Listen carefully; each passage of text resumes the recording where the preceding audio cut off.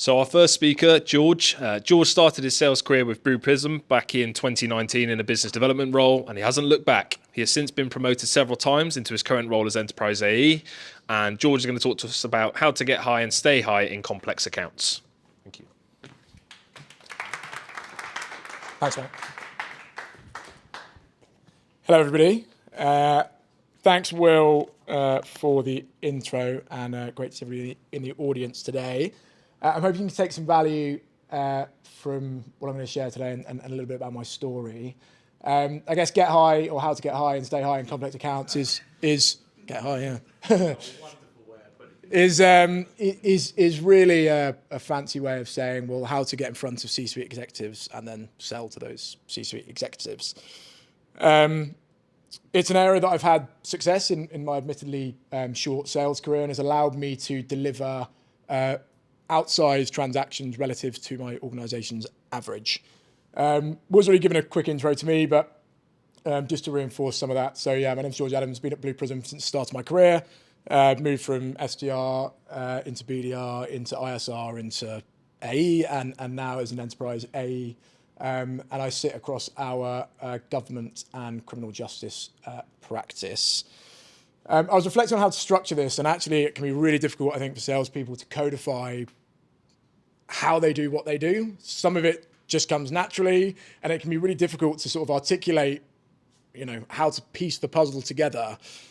I think the easiest way for me to explain how I go about engaging with executives is to put it into three buckets. So you have bucket one being how to actually get the meeting, bucket two being how to run the meeting, and then bucket three being actually how to continually engage that executive on an ongoing basis as part of your deal cycle. So first and maybe hardest is actually getting the meeting in the first place. So my obsession with this started when I was a BDR, and somebody in my organization thought it was a clever idea to bring in a spiff that would give us 2x compensation for booking a meeting with a C-suite executive.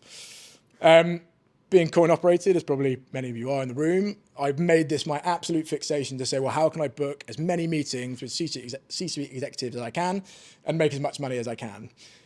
I was also cognizant of the fact that actually I wanted to be promoted and move out of this role, and the best way to gain profile with VP of Sales, GM of EMEA onwards, was to book meetings with CIOs of large FTSE 100, 250 companies that they'd be a part of, and actually give me some kudos and recognition in the organization.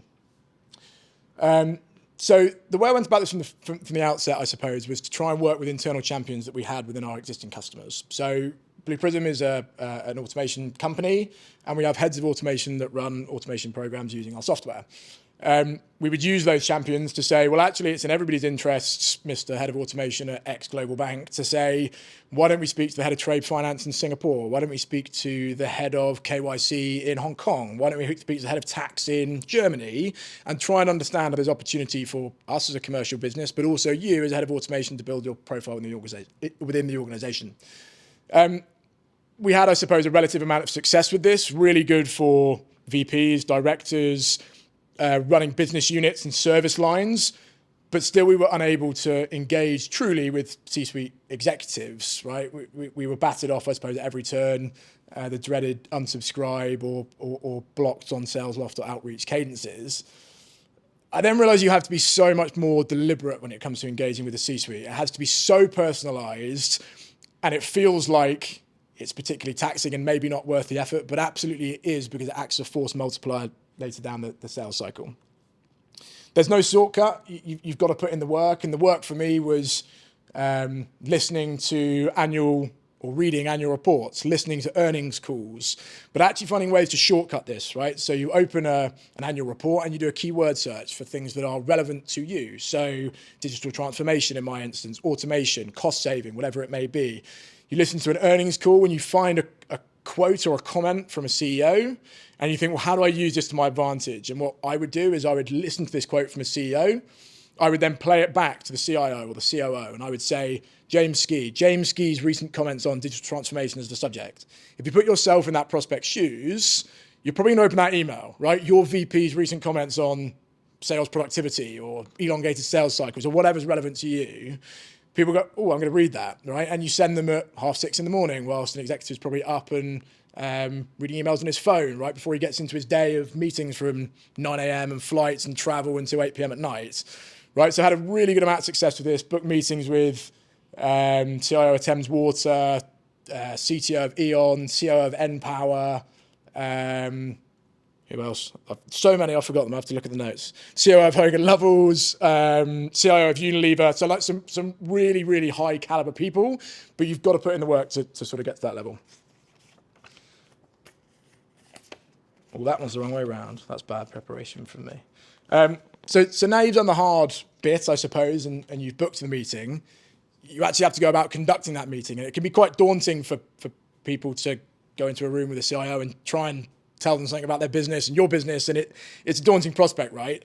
And actually, when I was doing business development, booking these meetings, I sort of realised most of these meetings actually weren't going very well. And I experienced this firsthand myself really early on into my sales career. I booked a meeting with the CTO of a Magic Circle law firm. Call lasted 3 minutes, and it ended with him shouting at me saying, "You don't understand my business, you're wasting my time, you haven't prepared for this meeting." Now, he was wrong. I had prepared for the meeting, but I prepared for the wrong things. I prepared to ask surface level discovery questions. I prepared to tell him about my product and my service. Actually, executives don't care at all about your product or your service or your slide with all these other people that you've worked with or whatever it is, right? They care about two levers. They care about how you can make them money or how you can save them money, right? They're the two key levers that executives care about.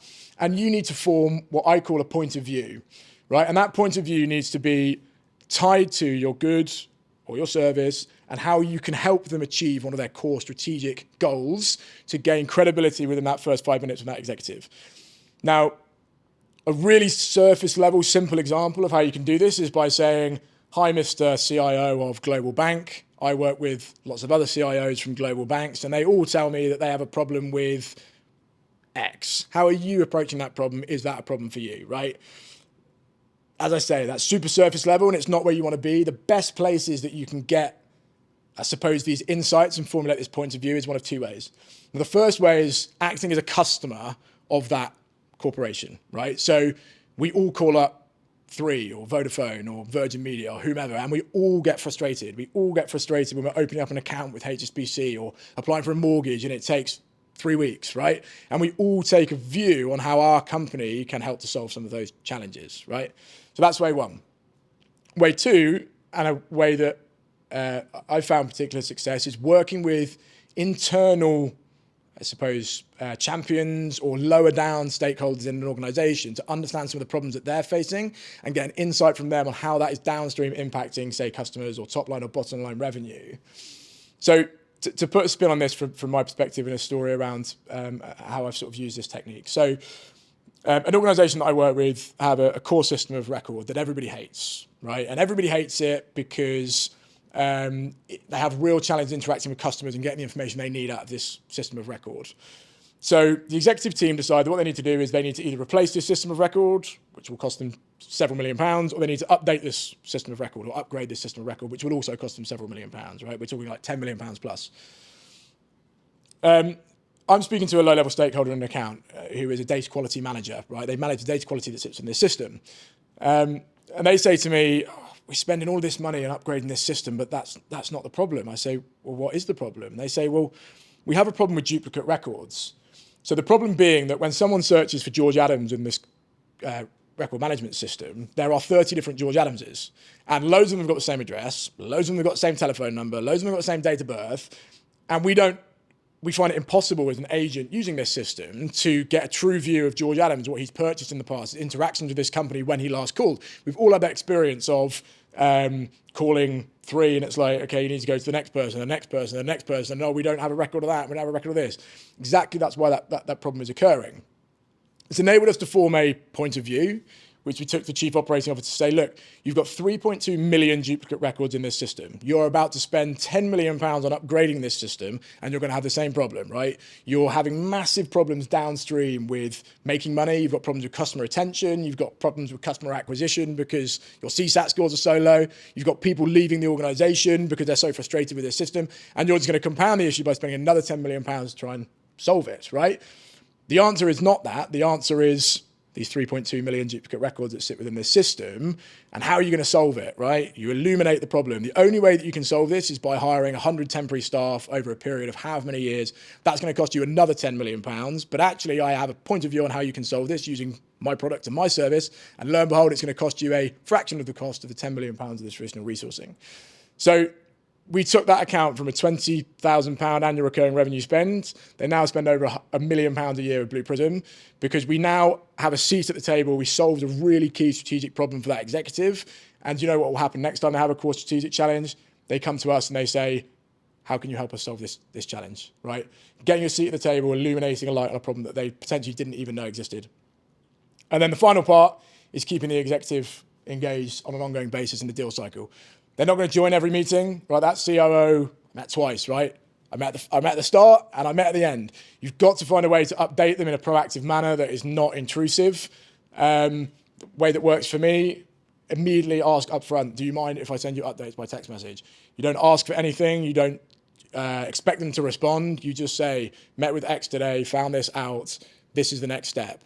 Ideally, try and lock in a meeting in 4 weeks, 6 weeks, depending on your sales cycle, depends on the complexity of your product, to say to this executive, we want to come back and replay a business case, an initial finding from discovery, whatever it may be, and we want to schedule that meeting in say 6 weeks' time. You have some urgency that can be built with the internal team, with internal team being your team, but also the internal team on the customer side, that you say, we've got this deadline that we're going to work towards and we need to deliver to your COO. So I guess the overarching message is, if you get this right, you can engage executives. They will unblock things like you wouldn't believe. Things will move so much faster and you'll be able to deliver massively outsized deals and revenue for your company. So that's it. Thank you.